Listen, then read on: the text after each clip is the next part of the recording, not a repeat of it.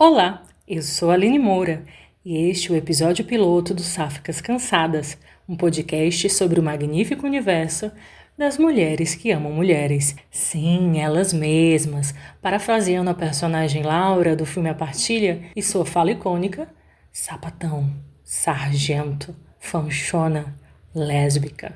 Aquelas que colam velcro e colocam a aranha para brigar. Sim, todas elas. Sáficas sim, e cansadas também.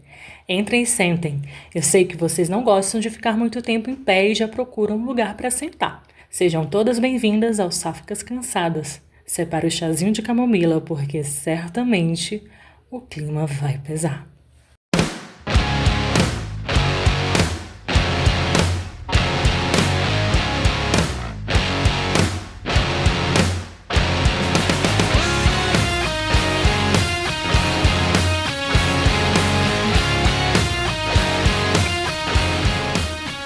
Falando diretamente da capital alencarina, também conhecida como Fortaleza, quero começar explicando o nome do podcast. Se você, ouvinte, se perguntou, mas que diacho é sáfica? Não se preocupe, porque nós vamos explicar. Sim, nós, porque eu não ando só. E para o Momento Telecurso 2000, quero apresentar Jéssica. Conta aí pra gente, Jéssica, afinal, o que é sáfica mesmo?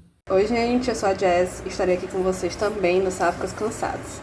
A palavra sáfica diz respeito a mulheres e pessoas não binárias que se relacionam afetiva e sexualmente com mulheres. É um termo guarda-chuva para mulheres que amam outras mulheres, incluindo lésbicas, bissexuais, pansexuais, pessoas queer e trans, né?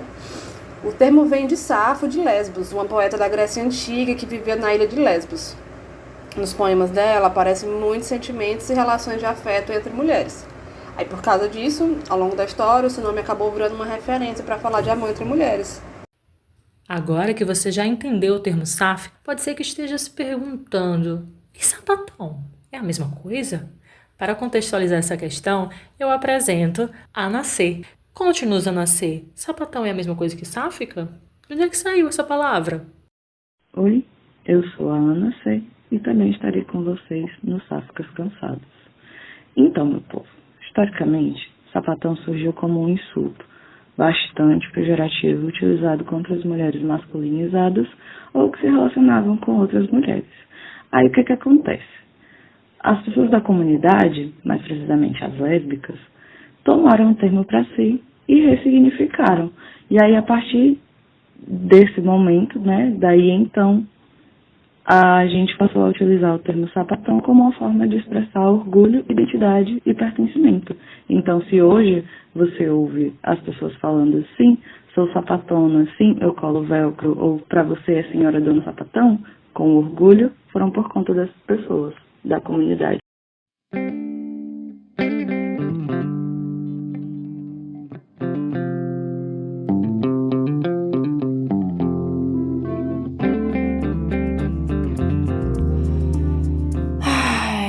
Ser uma mulher sáfica envolve diversos tipos de cansaços. Não é à toa que escolhemos esse nome para o podcast. É um cansar que vem em diversos aspectos. Chega a um esgotamento mental e emocional. É explicar quem você é ficar em alerta o tempo inteiro para se proteger, é analisar o ambiente o tempo todo. E tem aquela coisa de estar sempre se perguntando: será que aqui é seguro? Será que posso segurar a mão na rua, dar um beijo, falar minha namorada? Coisas tão simples acabam sendo motivo de angústia e apreensão. Coisas que para pessoas heterossexuais são automáticas. Para mulheres sáficas e demais pessoas LGBTQIA+, às vezes viram uma decisão, um cálculo, um olhar em volta. É como se amar outra mulher fosse algo que o mundo tenta complicar a cada segundo. Sobre essa pergunta, né, o que mais causa cansaço sobre ser uma mulher sáfica, eu sou uma pessoa que eu me cobro muito, desde criança eu me cobro muito. E aí, aos poucos, eu tô começando a perceber do porquê que eu tenho que sempre dar muito mais.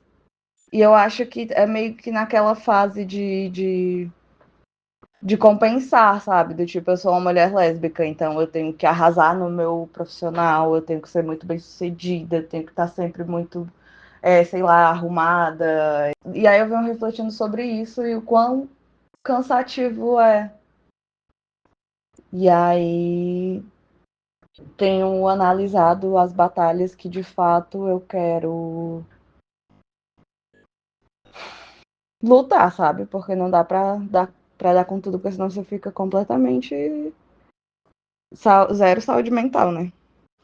E aí eu venho pensando nisso, não sei se vocês já se identificaram, mas eu já vi alguns posts no Instagram, já vi uma galera falando sobre isso, então meio que nem experiência é individual, né?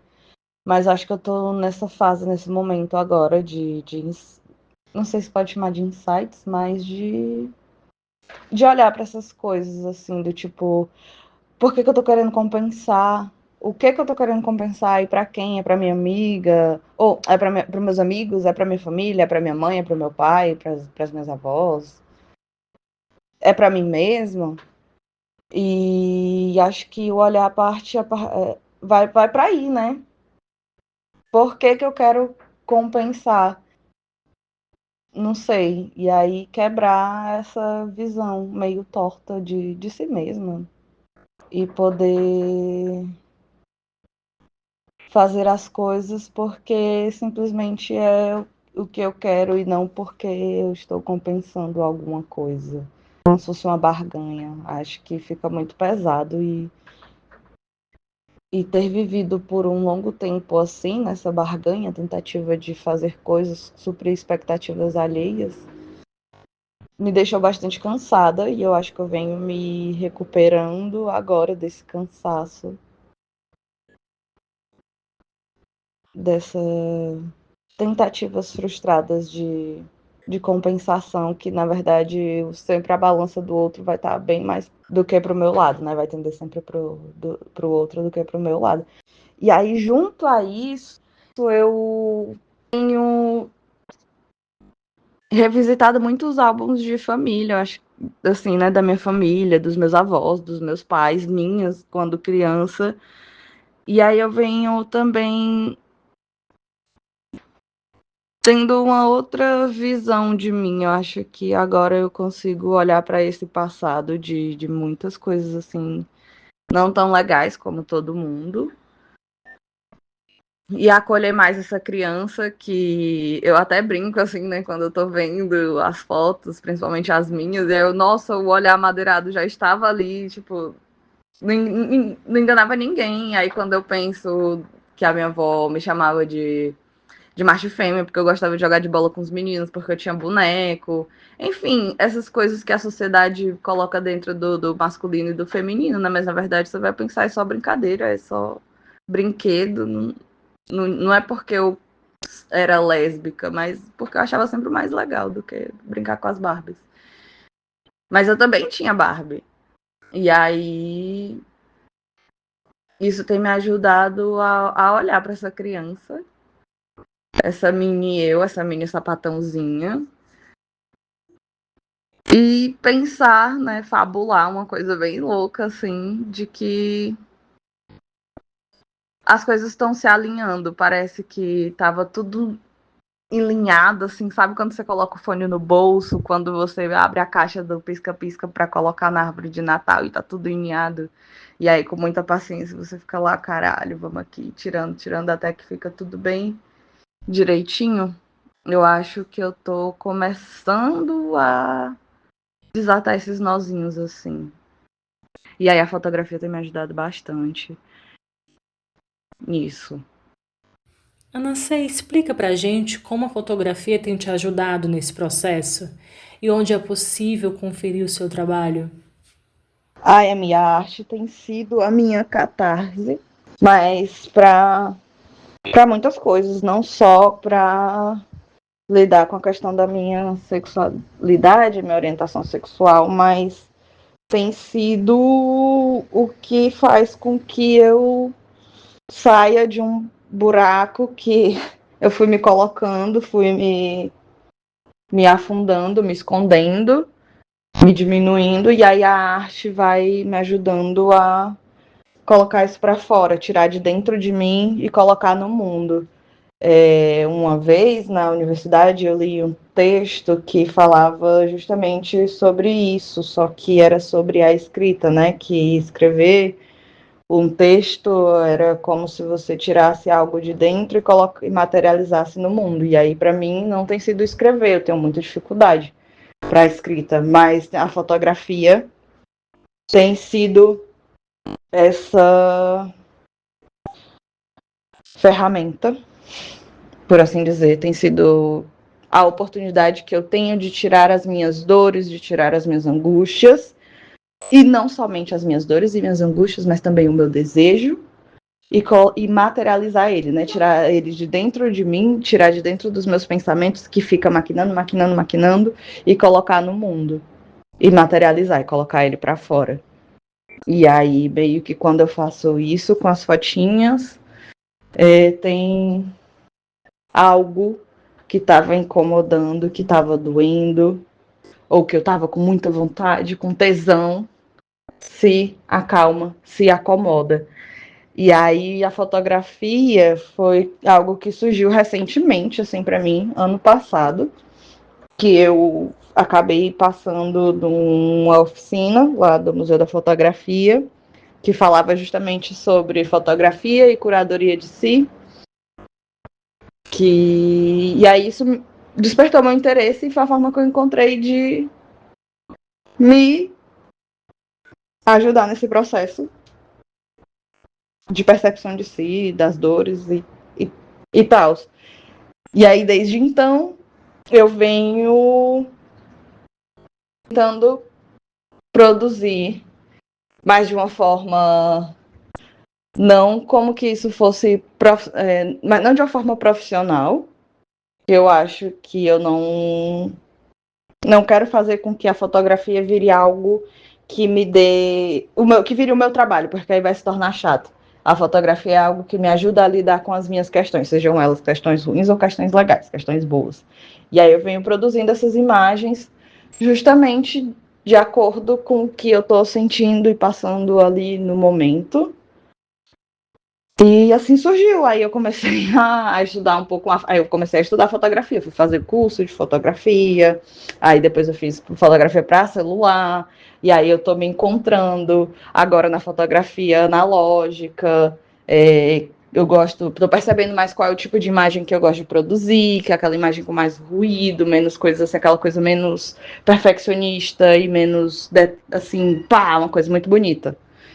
E ainda estou nesse processo de descoberta de mim mesma e da minha arte. Apoie o trabalho de artistas sáficas. Eu, por exemplo, sou escritora e meu processo de escrita aborda muitos cansaços. O cansaço de ser invisibilizada, o de quando pessoas assumem que eu sou heterossexual pela minha aparência, lida como mais feminina.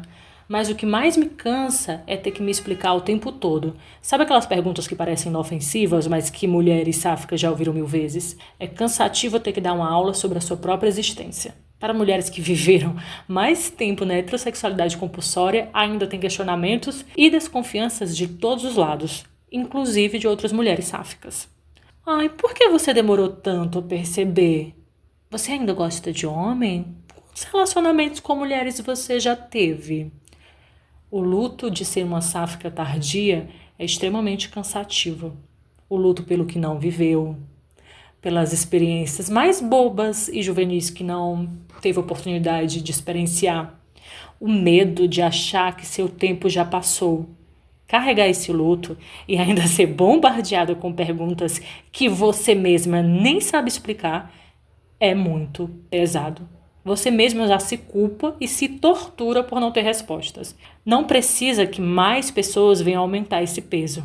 Vou compartilhar aqui um comentário público deixado em uma postagem pública do Instagram. Abre aspas. Meu maior desafio, por incrível que pareça, é fazer as outras lésbicas respeitarem a minha história, o meu processo. Porque para muitas delas, sou uma lésbica de origem duvidosa. As juízas de plantão as que se acham no direito de julgar e condenar. Vamos à luta, mesmo em um lugar que deveria ser de acolhimento. Outro internauta compartilhou o seguinte, abre aspas, ao mesmo tempo que fico feliz por finalmente me entender, sinto uma espécie de ansiedade toda vez que penso na minha idade. Parece tão tarde para mim. Acho que nunca vou conseguir viver uma relação inteira. Fecha aspas. A sensação é a de que o trem partiu e nós, sáficas tardias, ficamos para trás. E você, Jéssica, especificamente na sua vida como mulher sáfica, o que você acha mais cansativo? Olha, uma coisa que me deixa muito cansada, entre outras coisas, é a performance de, entre aspas, ser sapatão na própria comunidade. Ativa, passiva, relativa, esses termos, assim, eles me deixam muito cansada, porque me leva a um lugar bem heteronormativo, assim, a pessoa que faz, a pessoa que recebe, a pessoa que não faz nada, sabe?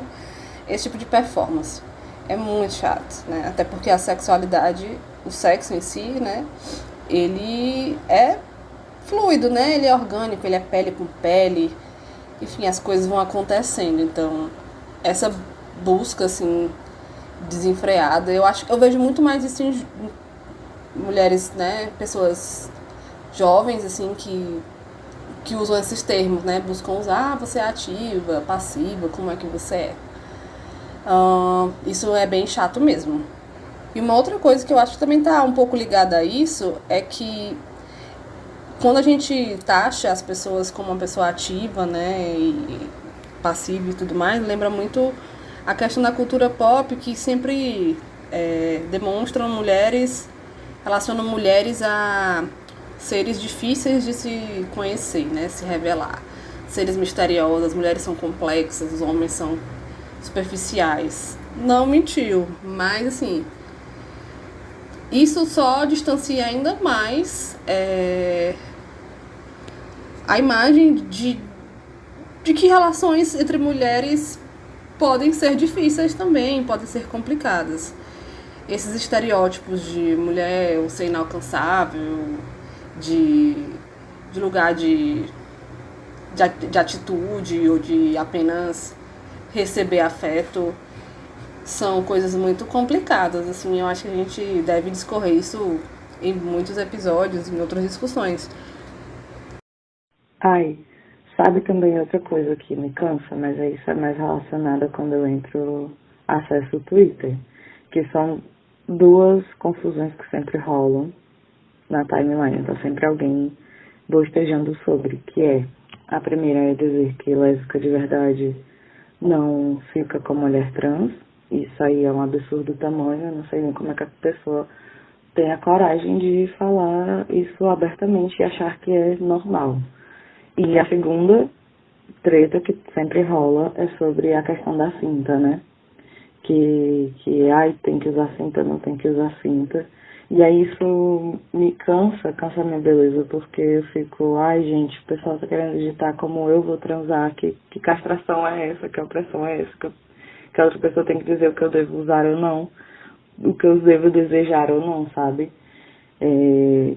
Associam muito a questão do tipo ao falo, né, da lésbica que quer ser homem e aí precisa satisfazer com a cinta, sendo que eu enxergo mais como sendo desejo, tipo, sentir o corpo, eu quero comer uma mulher com a cinta, com o dedo, com a língua, roçar, enfim, diversas formas que eu senti ali a vontade na hora e não refletir se eu quero ser um homem ou não, e não quero. Algo que acho extremamente cansativo é um surto de algumas fãs em relação a casais sáficos. Eu entendo que existe uma enorme carência de representatividade e que nos emocionamos bastante quando finalmente vemos um casal sáfico na ficção. Mas vamos ter noção, por favor, né? Recentemente recebemos de presente o fenômeno Louquinha, que é o casal Lorena e Juquinha, personagens lésbicas da novela Três Graças, da Rede Globo, vividas pelas atrizes Alanis Gillen e Gabriela Medvedovsky. E esse casal é um marco na representatividade sáfica da teledramaturgia, Por outro lado, alguns componentes do fandom apresentam comportamentos inadequados ao desejar que o casal da ficção também seja um casal na vida real, mesmo que as atrizes sejam comprometidas ou fossem, na maior parte das gravações da novela, no caso de Alanis, ou mesmo heterossexual, no caso de Gabi. Trouxe aqui um exemplo de comentários retirados de uma postagem pública do Instagram. Abre aspas. Nossa, ia amar elas juntas. Fecha aspas. Abre aspas. Torcendo pela Alanis com Gabi. Fecha aspas. Abre aspas. Gabriela pode ser hétero, mas não há nada que o amor não pode mudar. Fecha aspas. Não há nada que o amor não pode mudar, inclusive a orientação sexual, pelo visto. Uma internauta mais sensata respondeu esse último comentário desta forma, abre aspas. Esse discurso é perigoso, porque pela lógica seria possível converter uma pessoa gay. E o pior de tudo é que a menina é comprometida, fecha aspas. A atriz Gabriela é hétero e comprometida com o rapaz. Ainda assim, há fãs que acreditam que o amor, entre aspas, pode fazê-la mudar de sexualidade.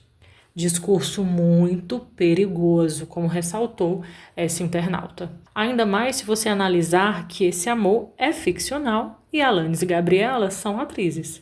Por mais que a gente saiba que não existe um tempo certo para descobrir sua sexualidade e uma mulher pode viver décadas como heterossexual até finalmente se entender como sáfica, ainda assim, não cabe a ninguém questionar e pressionar a pessoa a iniciar um relacionamento baseado em uma história ficcional. É um surto sapatão, do nível que a gente presenciou em Crepúsculo. Quem é milênio vai entender.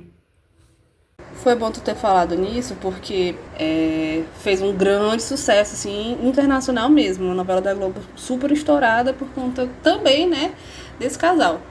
E aí, tem uma coisa que é muito comum no universo sáfico, é que as fãs, elas ficam transtornadas com que os casais da ficção também estejam juntos na vida real. E acabam criando, assim, universos paralelos, assim, universos alternativos da vida dessas pessoas, né? A invasão de privacidade tem sido muito violenta até com as pessoas, os atores, as atrizes, criando narrativas que muitas vezes não existem, né? De que elas têm que ser um casal. Qualquer coisa que uma poste ou faça, tipo, olha aí, tava tudo ali, só a gente que não percebeu. Isso não é exclusivo aqui do Brasil. Tem muito isso também nas meninas que curtem GL, né? GL tailandês, que é um gênero também televisivo de narrativas entre mulheres. E é a mesma forma, assim, é muito invasivo, sabe? Eu fico, assim, achando preocupante com essa entrega, vivendo essa realidade mesmo, assim, dessas fãs. É muito tóxico, sabe? Nem gosto de falar muito essa palavra, mas é muito tóxico, assim. Elas criam uma relação parasocial com a ficção de uma forma que não é nada saudável. Vocês estão falando de Loquinha, mas aí eu também lembrei aqui da websérie Stupid Wife, né? Que o fandom do casal da websérie lá, inclusive assistam, muito bom, viciante, que a galera surtou e, tipo, queria que as atrizes fossem um casal na vida real, e aí ficavam fantasiando e coisas, invadindo a mesma coisa que aconteceu com o Loquinha, só que há um tempo atrás, né? E aí isso, inclusive, dizem que até prejudicou, de certa forma, a interação das atrizes e tal, porque elas são meio tretadas e que tem dedo do fandom aí. Eu também acho isso preocupante, do tipo, galera, peraí, né? Vamos lá.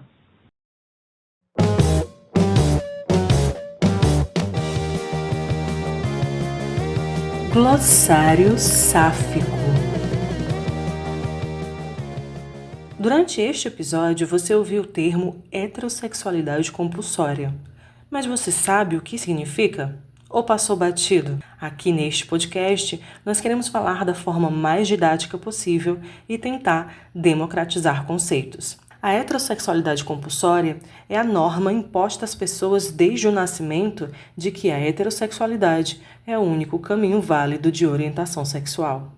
O termo é de autoria da poeta e teórica feminista estadunidense Adrienne Rich, em seu ensaio Heterossexualidade Compulsória e Existência Lésbica.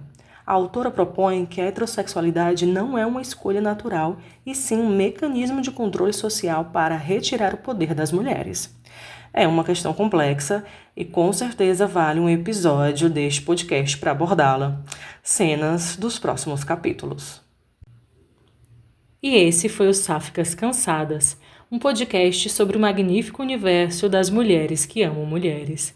Assim como vocês, ouvintes, nós somos sáficas cansadas e não faltam motivos para o nosso cansaço. E para provar que não temos medo de pesar o clima, o próximo episódio virá diretamente de Chernobyl e terá altos níveis de toxicidade. Iremos falar sobre relacionamentos tóxicos e abusivos entre mulheres. Não é porque teve química que é bom para a sua saúde. Até porque de química Chernobyl está cheio, não é mesmo? Até o próximo episódio.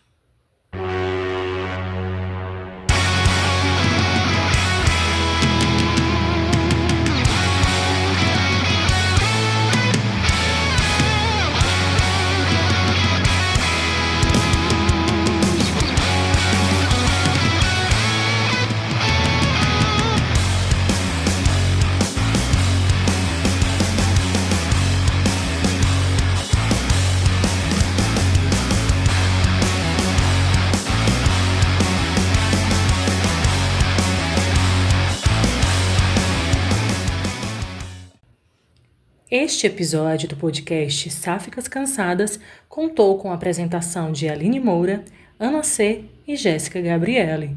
Roteiro e edição de som de Aline Moura.